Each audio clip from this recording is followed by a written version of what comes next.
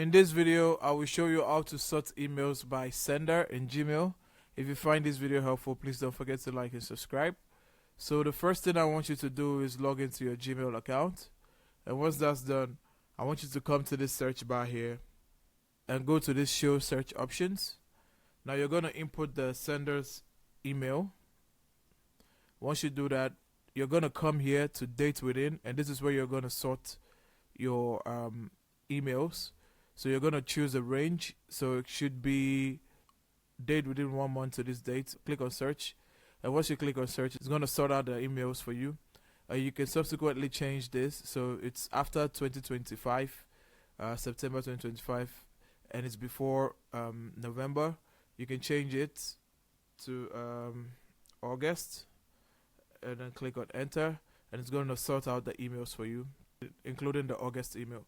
And that's how you sort out emails by sender in Gmail. If you find this video helpful, please don't forget to like and subscribe.